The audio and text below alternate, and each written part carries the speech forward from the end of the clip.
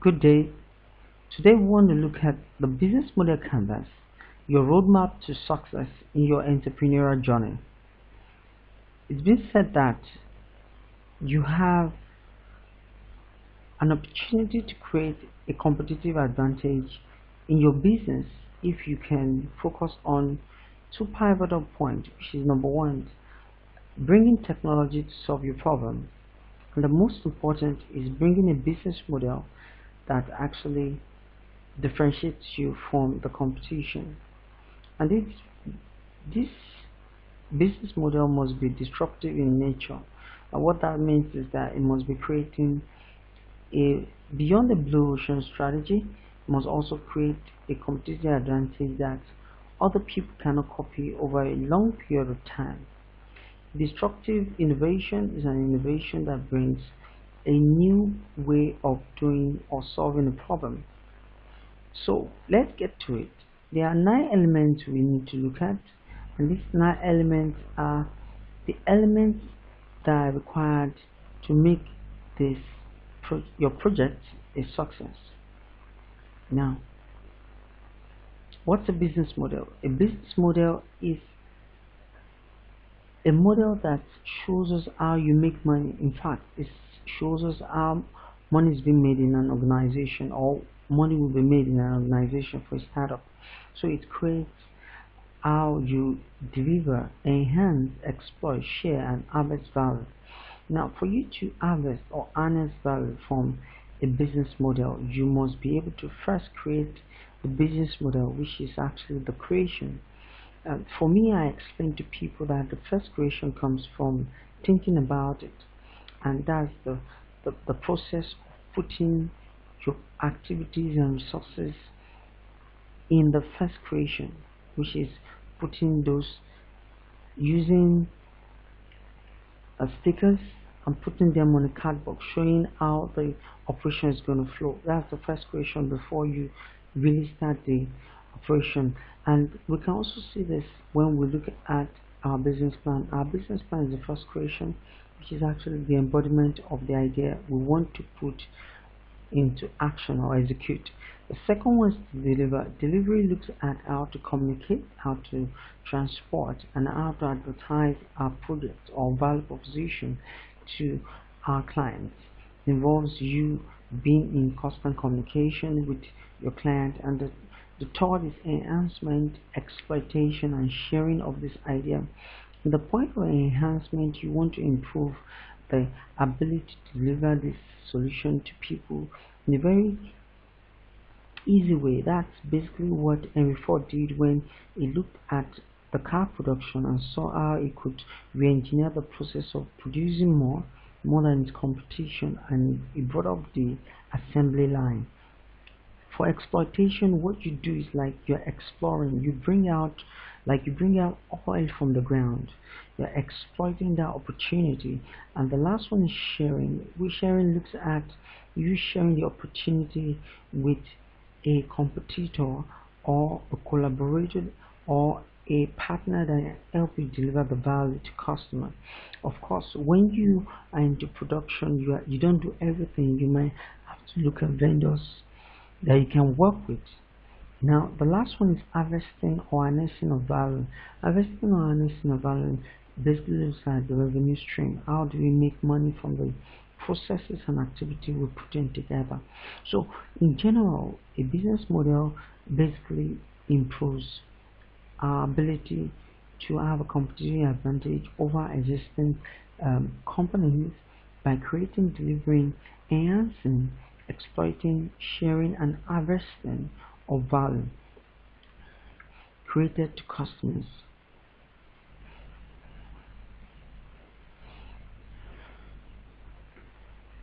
Now, the business model canvas is similar to a business plan. It's a visual representation of the various elements within a business model, which allows us to see the relationship amongst the part of the model.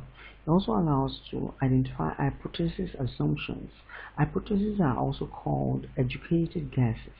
These are guesses about what you think is going to happen in the marketplace. Assumptions in reality are seen to be true, except if they are debunked. So it's important for you to document your assumptions and validate them. The validation requires that you come up with an analysis to show that your assumption came true or fell false.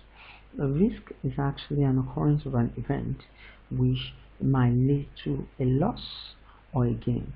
So risks from this perspective can be a threat and can be an opportunity. When it's a threat, it's a negative risk, and when it's an opportunity, it's a positive risk. So what you do to positive risk is that you enhance them, you enhance them, and you share them with your partners. But what you do with a negative risk is that you reduce, you mitigate the impact of that risk on the project itself. So it also allows to plan validation tests, and this is the most important part of the business model. At the end of a business model canvas, it's expected of you to go to the market and ask people, go through your challenge system and your pricing levels, and ask people what they feel about it. And at this point, you need to seek a group of people called the early adopters. The early adopters are people that are willing to buy from you and give you feedback. They are innovators and ready to try things that are new. So they stand the opportunity and chance to give you information about how your goods and your services is going, or what they feel should be done. They also provide you information about the best product market fit that is going to attract the market in the first instance before you roll out your products to the full market. Now, find ways to add value to reduce costs, and that's exactly what a business model does. It looks at the ways to reduce the cost element by looking at economies of scales. What can we do more to reduce our costs, and or what can we do less to reduce our costs and to increase value to customer? Remember, the ultimate purpose of a business model is to improve a business model. The ultimate essence of a business model is to improve value to customers in terms of saving them money, making them money, or solving a particular problem. The last one is brainstorm market disruption strategy. Like I said, innovative tendencies of a new business must be the first criteria that must be engaged for you to enter the market. You can enter the market with the same strategy that your competition, especially if they've been in the market for a long time. You can't come to the market, want to dislodge the likes of Coke, Pepsi, who have been in the market, have big capital, have big budgets, and can even sway you out of the market with just a swing of the hand. So it's important for you to sit down and come up with a new value system to communicate to your customers, saying that this is why you are different from existing market structure. Now, this is a typical business model canvas that looks at the 9 elements, and we're going to quickly run through them. This is the customer segment, which is the segment that I said you should focus on. You need to come from the need perspective of the customer. What does the customer need? What are their yearnings? What is their earnings? And how can you convert their yearnings through their earnings, which is their budget, to value, so that they comes to become the first of what you're thinking. You need to be the first service or good they're thinking about. You know, there's a lot of noise all around. There's a lot of organization that calling for the attention on the budget of the customer. You must strive to be the number one person that will be at the forefront of the mind. It's called positioning. Now, the second thing is that you must understand the value proposition you want to send them. I call them VPs. An organization typically should have at least 3 VPs that communicate to the customer segment. The value proposition is actually a complete, compelling, and consistent message sent to customers, telling them why they should buy from you and not their competition. So there must be a connection between your value proposition and customer segments, and the connection will be through this our third element, called the distribution channel. This distribution channel, which I also call the advertisement and communication channel, looks at ways to communicate or transport value. Remember, value is created here and it's what enjoyed here. To communicate value, distribute value to these people through this channel. It could be physical, it could be virtual, depending on what solution you're delivering to the customer. You must understand that your distribution channel must be understood and targeted towards a particular group of customers. That's what we call it customer segmentation, because this is the market where we segmented it to an early adopters, people that are willing and are able to buy, and that is called effective demand in economics. Now, there's something called customer relationship. The customer relationship look at how to create love with our customers. How do we make our customers come back to us? Research has shown that it takes more of expenses to get new customers than to retain old customers. So here we're looking at activities that we must do that will bring up love between us and our customers, that keep our customers in the sales funnels and keep them coming back. It also provides us an opportunity to have a referral system, upsell and cross-sell. So the customer relationship looks at how to keep them in the loop, how to keep customers in the buying process and make them come back. These four activities leads us to what is called the revenue stream. The revenue stream is how we make money. How we make money in a business practically is very important to the survival of the business. I always advise my students to always look at two revenue streams. Number one, short-term revenue streams, and the second one is long-term revenue stream. The essence of a short-term revenue stream is to keep you in business while you begin to get yourself together. Now, research has shown that 95% of businesses die the first year of operation, and this is worse in Africa, where we have a lot of challenges as startups.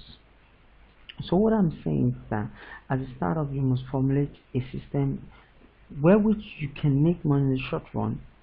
So in your formulation of revenue stream, you must look at ways to bring in maybe initial fee or subscription maintenance fee that actually keeps you in business. Looking at short-term survival strategy is very key to start up.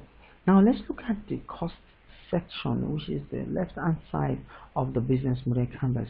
Let's first look at the key resources. Here we'll be talking about both the human and the non-human resources required to meet these activities here, to make these activities spend money here.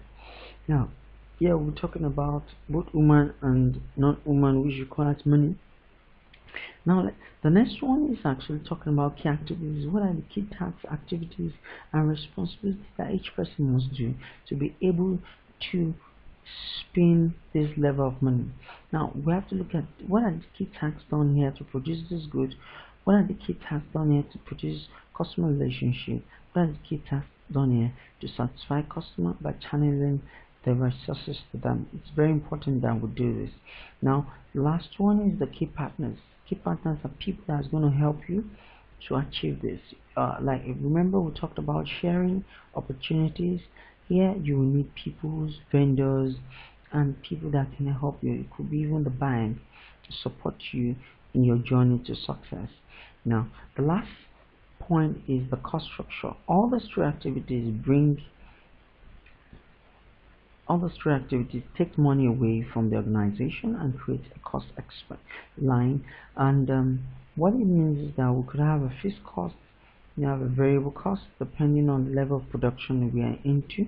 But remember that your responsibility as an entrepreneur is to reduce your cost structure while you increase your revenue stream.